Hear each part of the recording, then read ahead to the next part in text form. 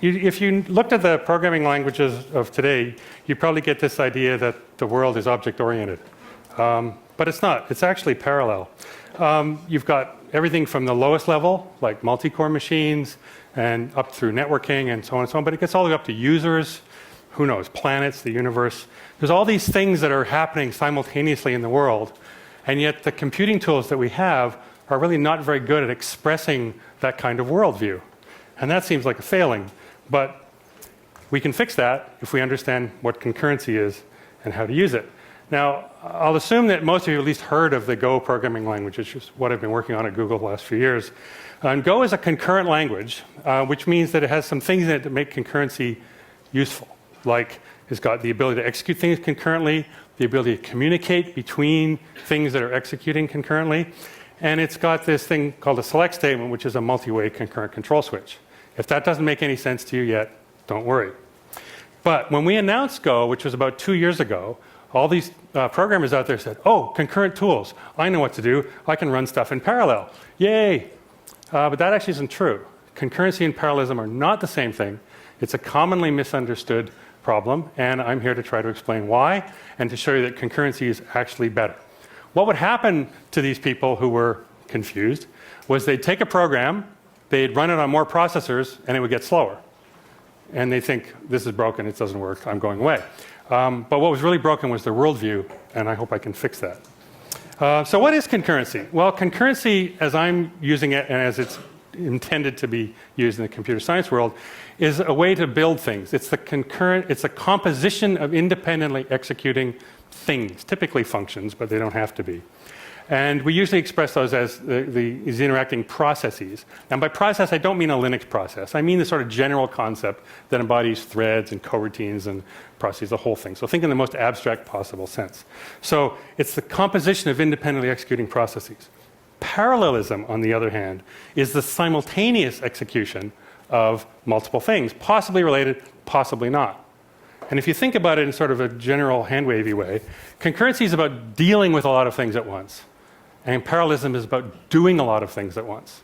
And those are obviously related, but they're actually separate ideas, and there's a little confusing to try to think about them if you don't have the right toolkit.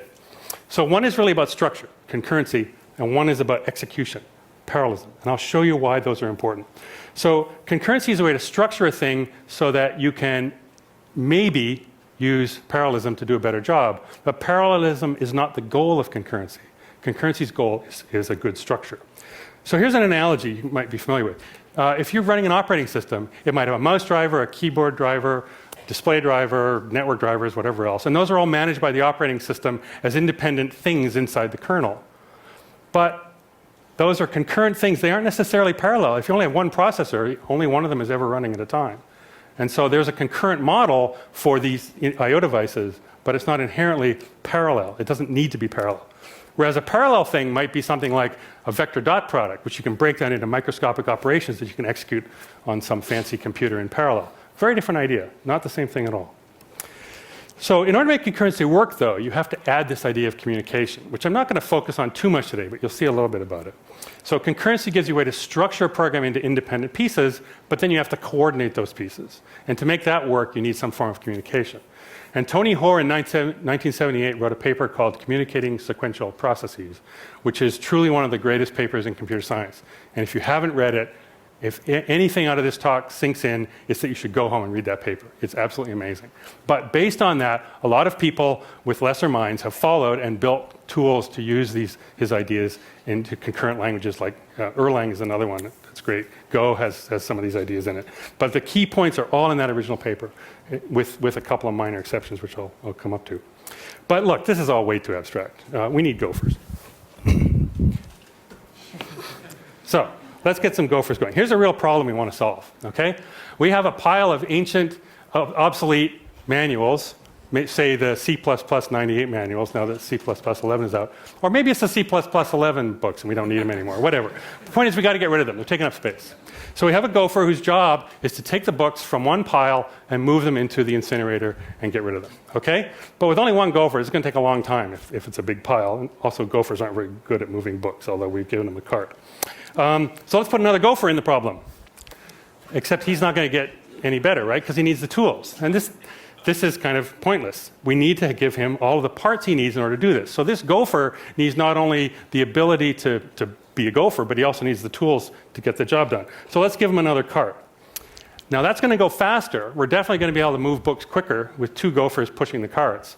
But of course there may be a little problem because we're going to have to synchronize them. They can get stuck at the incinerator or the book pile, getting each other's way, running back and forth. So they're going to need to coordinate a little bit. So you can imagine the gophers sending each other little Tony Hoare messages saying, here I am, I need space to put the books in the incinerator, or whatever it is. But you get the idea. This is silly, but I want to make it really clear. These ideas are not deep. They're just good. Okay, well, how do we make them go faster? Well, we double everything. We put 2 gophers in, and we double the piles and the incinerators as well as the gophers, and now we can move twice as many books in the same amount of time. That's parallel, right? But think of it instead of parallel as really the concurrent composition of 2 gopher procedures moving books. So concurrency is how we've expressed the problem. These two, this gopher guy can do this, and we parallelize it by instantiating more instances of this gopher procedure. And that's called the concurrent composition of processes, or in this case, gophers. Now, this design is not automatically parallel. Because, sure, there's 2 gophers, but who says they both have to work at the same time? I could say that only one gopher is allowed to move at once, which would be like having a single core computer. And the design is still concurrent and correct and nice, but it's not intrinsically parallel unless I can make both those gophers move at once. That's when the parallelism comes in, having 2 things executing simultaneously, not just having 2 things. Okay? That's a really important model. But once we've decided that we understand we can break the problem down into these concurrent pieces, we can come up with other models. So here's a different design. Okay? Now we've got 3 gophers in the picture. It's the same pile of books, the same incinerator, but now we've got 3 gophers. Right? There's a gopher whose job is just to load the cart. There's a gopher whose job is just to carry the cart and then presumably return the empty back again. And then there's a gopher whose job is to load the incinerator. So 3 gophers, it's going to go faster. It might not go much faster though, because they're going to get blocked. You know, the cart with the books is going to be in the wrong place, and there's time to bring the gopher running back with the empty where nothing useful is getting done with the cart. So let's clean that up by having another gopher return the empties. Okay? Now, this is obviously silly, right? But I want to point something fairly profound that's going on here.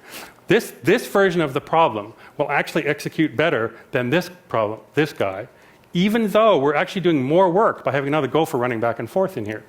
So once we've got this concurrency idea, we're able to add gophers to the picture and actually do more work, but make it run faster, because the concurrent composition of better managed pieces can actually run faster. And it's pretty unlikely that things will work out just perfectly. But you could imagine that if all the gophers were timed just right and the piles were just right and they knew how many books to move at a time, this thing could actually keep all 4 gophers busy at once. And it could, in fact, move 4 times faster than our original version. Unlikely, but I want you to understand that it's possible. So here's an observation that's really important, and it's kind of subtle. We improve the performance of this program by adding a concurrent procedure to an existing design. We actually added more things, but the whole thing got faster. And if you think about it, that's kind of weird. It's also kind of not weird because you added another gopher, and gophers do work. But if you forget the fact that he's a gopher and think of it as just adding design, adding things to the design can actually make it more efficient. And that parallelism can come from better concurrent expression of the problem. It's a fairly deep insight that doesn't look like it because there are gophers involved, but that's okay.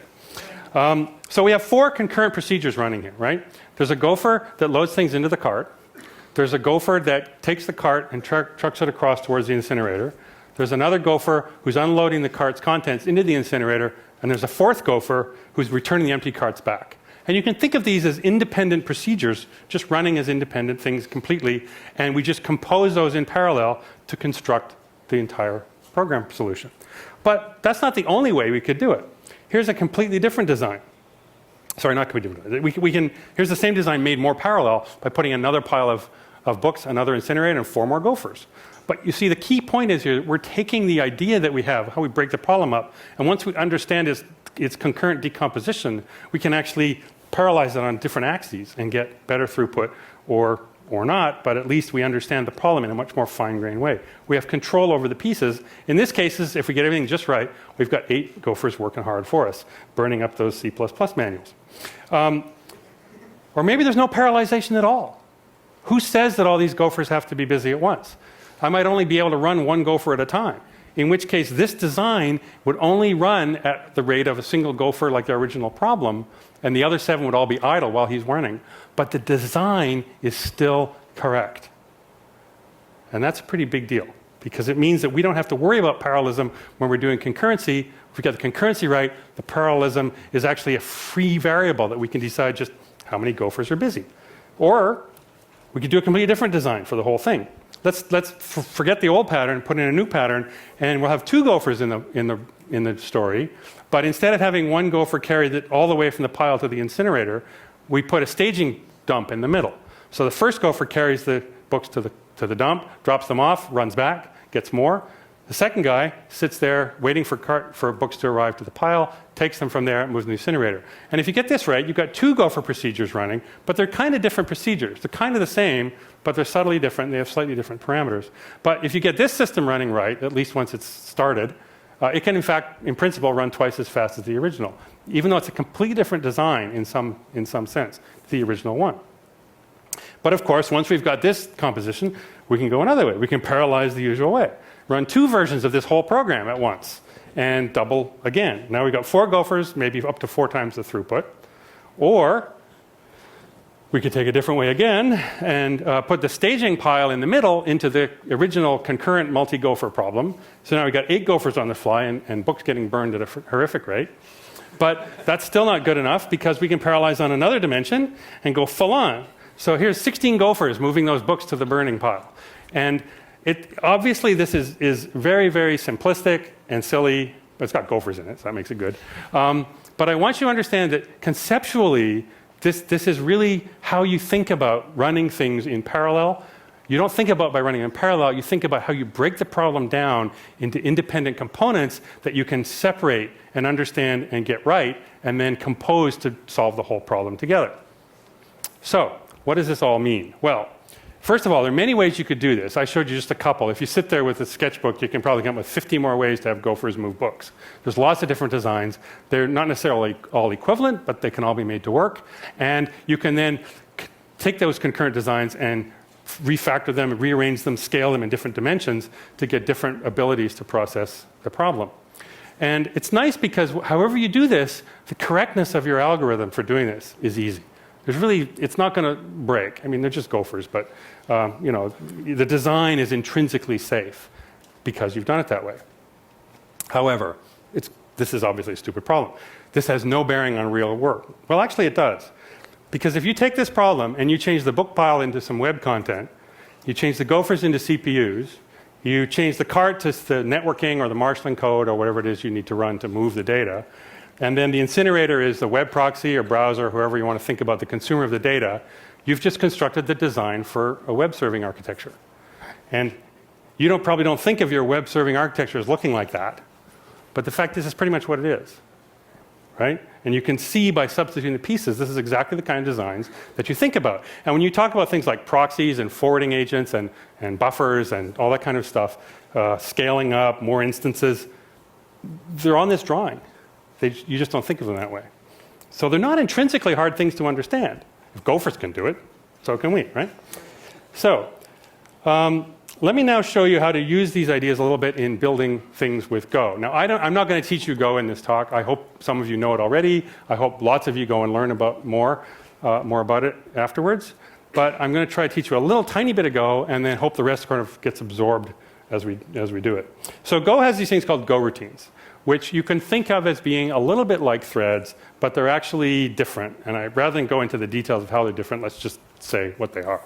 So let's say we have a function that, in this case, takes 2 arguments. If we call that function in our program, then we wait for the function to complete before the next statement executes. That's very, very familiar. You all know that.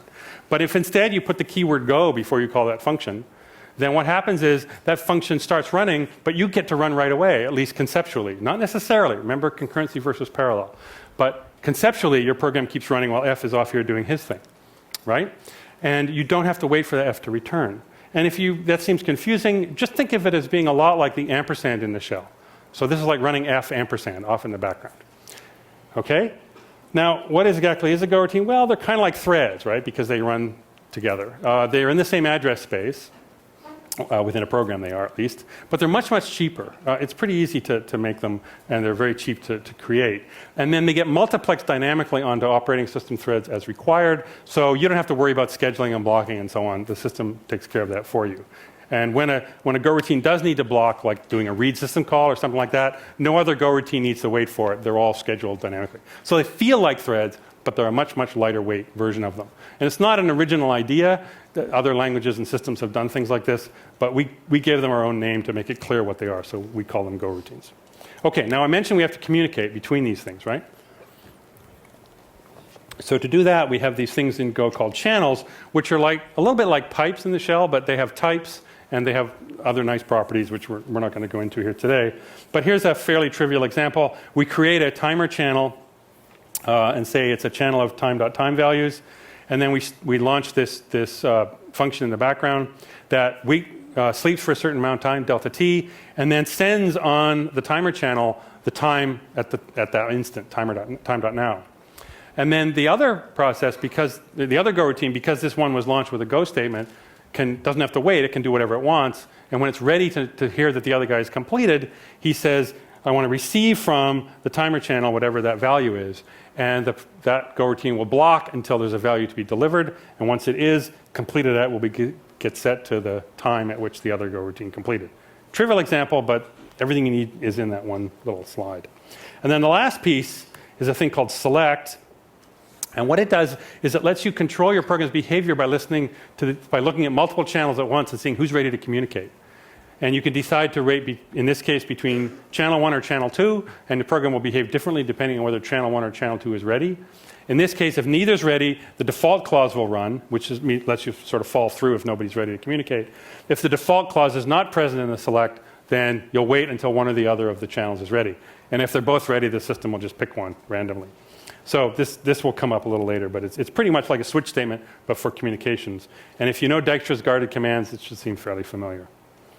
Now, I said Go supports concurrency, and I mean it. It really supports concurrency. It is routine in a Go program to create thousands of Go routines. And we were once debugging, actually live at a conference, a Go thing that was running in production that had created 1.3 million Go routines and had something on the neighborhood of 10,000 actually active at the time we were debugging it.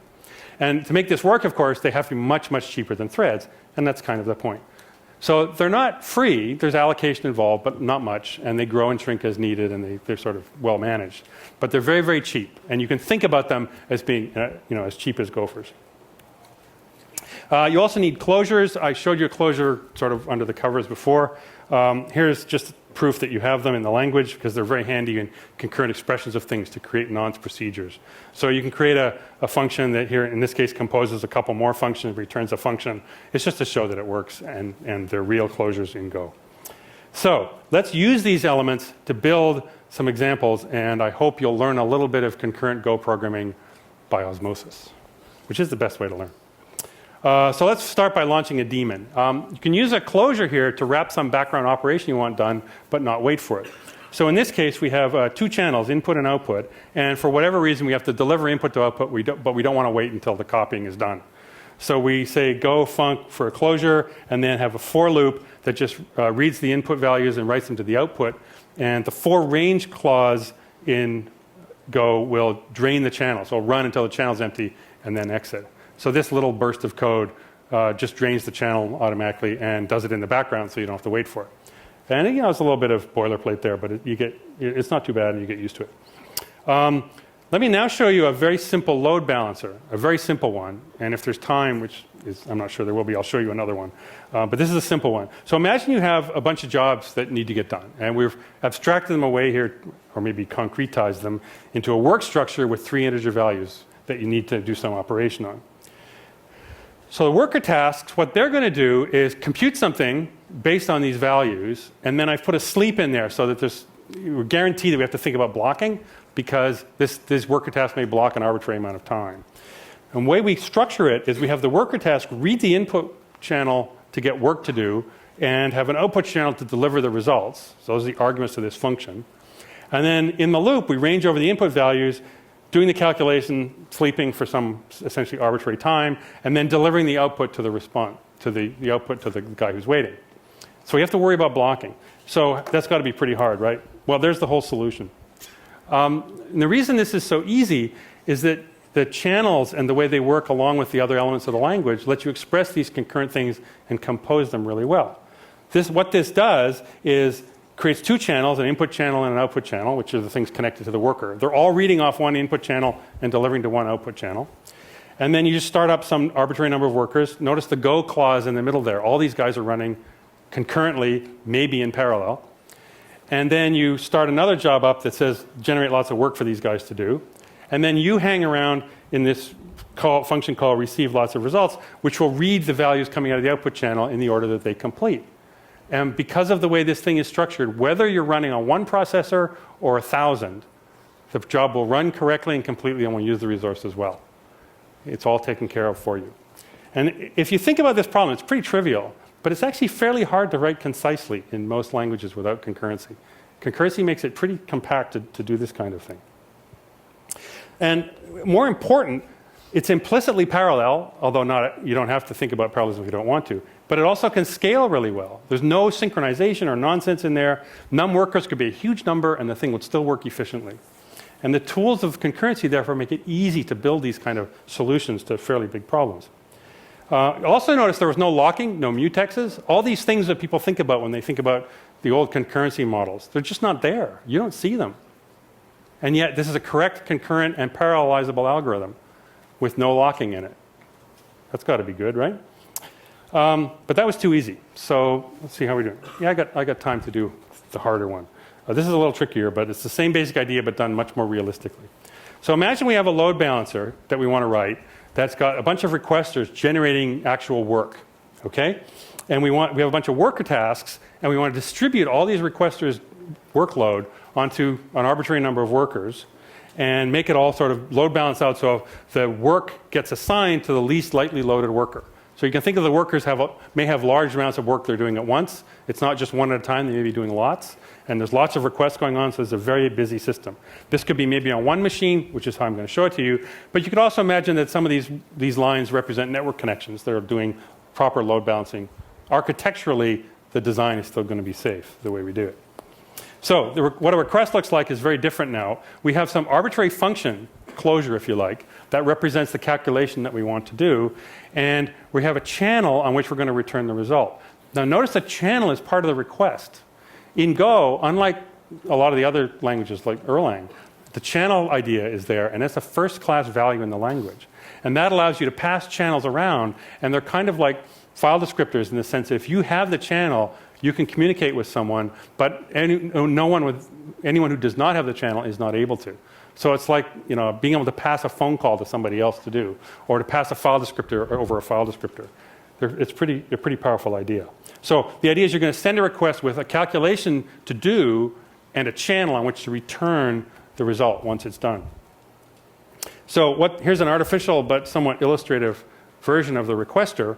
What we do is we have a channel of requests that are coming in, and we're going to generate stuff to do on that work channel. So we make a channel which is going to go inside each request to come back to us for the answer.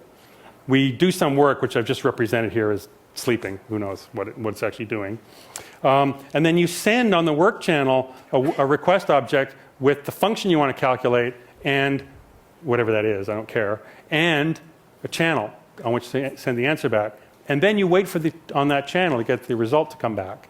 And once you've got that, you probably have to do something with the result. So this is just something generating work at some arbitrary rate. It's just cranking out results. But it's doing it by communicating on channels with inputs and outputs. And then the worker, which is on the other side of this picture. Remember, we've got requesters, we've got requesters delivering data to the balancer, which is the last thing I'm going to show you, and workers on the right. And what the workers have in them is a channel of incoming requests, and then a count of pending tasks, which is going to represent the load that worker has, the number of tasks he's actually got busy. And then an index, which is part of the heap architecture, which I'll show you in a second. So then what the worker does is receive work from his requester, his request channel, which is part of the worker object. Call the function on the worker side. So you pass a request, I guess from your point of view, pass the actual function from the requester through the balancer into the worker. He does the answer, and then he returns the answer back on the channel. Now notice that unlike a lot of other load balancing architectures, the channels from the worker back to the requester do not go through the load balancer.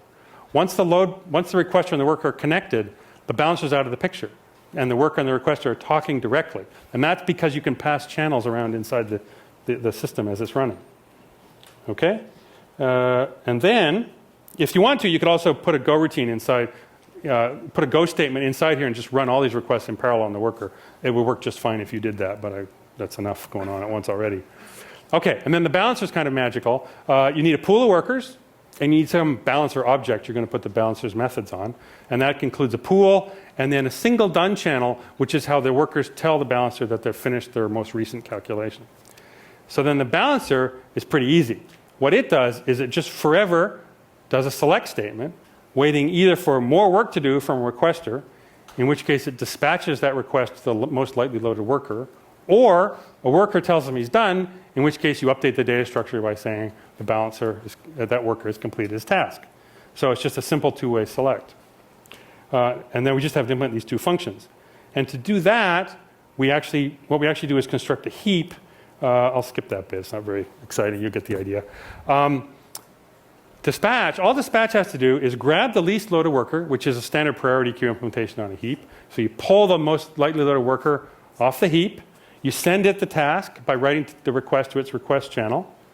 Now you increment the load because it's got one more guy you know about, and that's going to influence the loading distribution. And then you push it back onto the same spot on the heap and go, and that's it. You've just dispatched it, and you've updated the data structure, and that's what, 4 executable lines of code. And then the completion task, which is when the worker's finished, you've got to do the sort of inverse. There's one fewer guy on this worker's queue, so you decrement his pending count. You pop him from the heap, and you put him back on the heap, and that'll put him back where he belongs in the priority queue. And that's a complete implementation of a semi-realistic load balancer. But the key point here is that the data structures are using channels and go routines to construct this concurrent thing. And the result is scalable, it's correct, it's very simple, it's got no explicit locking, and yet the architecture just sort of makes it all happen. And concurrency is therefore enabled parallelism intrinsic in this thing. And you can actually run this program. This program is all compilable and runnable. And it works, and it does the load balancing, and the things all stay at exactly uniform load, modular load quantization. It's pretty good. And you can, of course, have, I never said how many workers there are or how many requesters there are. There could be 1 of each and 10 of the other, or 1,000 of each, or 1,000,000 of each. The scaling still works, and it still behaves efficiently. One more example, which is somewhat more surprising, but it fits on a single slide, so it's a nice one to finish. Imagine you had a replicated database. So you've got a database with the same data in each of multiple, what we call shards at Google, same instance, right? And what you want to do is deliver a request to all of the databases and a query and get back the result, but they're all going to be the same. You're using this to go faster by picking the first guy to answer, first guy to come back with the answer is the one you want. So if one of them's down or disconnected or something, you don't care because somebody else will come in. So here's how to do that. This is the full implementation of it. You have some array of connections and some query you want to execute. You create a channel which is buffered to the number of elements, the number of replicants inside this replicas inside the query database. And then you just run over all of the connections to the databases, and for each one of them, you start a go routine up to deliver the query to that channel, to that database, and then get the answer back by this do query call, and then deliver the answer to the single channel that's holding the result for all of these guys. And then after you've launched them all, you just wait on the bottom line there, and we wait for the first guy that comes back on that channel is the answer you want. You return it, and you're done. And the thing is, this looks like a toy, and it kind of is, but it's actually a complete correct implementation. The one thing that's missing is clean teardown. You want to sort of tell the servers that haven't come back yet when you've got an answer that you don't need them anymore. And you can do that. It's more code, but not an unreasonable amount more. But then it wouldn't fit on a slide. So I just want to show you that this is a fairly sophisticated problem to write in a lot of systems. But here it just sort of falls naturally out of the architecture because you've got the tools of concurrency to represent a fairly large distributed complex problem. And it works out really nicely. So, I have 5 seconds left. That's good. Conclusion, concurrency is powerful, but it's not parallelism, but it enables parallelism, and it makes parallelism easy. And if you get that, then I've done my job. So if you want to read more, there's a bunch of links here. There's Golang.org has everything about Go you want to know. There's a nice history paper that Russ put together that's linked there. I gave a talk a few years ago that led up to us actually doing Go, which you might find interesting.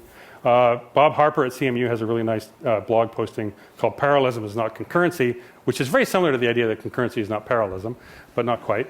And then there's a couple other things. The most surprising thing on this is the concurrent power series work that Doug McElroy, my old boss at Bell Labs, did, which is an amazing, amazing paper.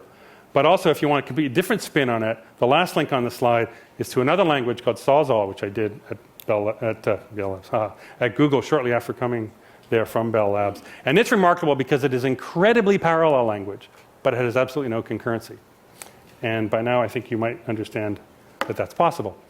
So thanks very much for listening, and thanks to Hiroko for inviting me, and I guess it's time to have some drinks or something.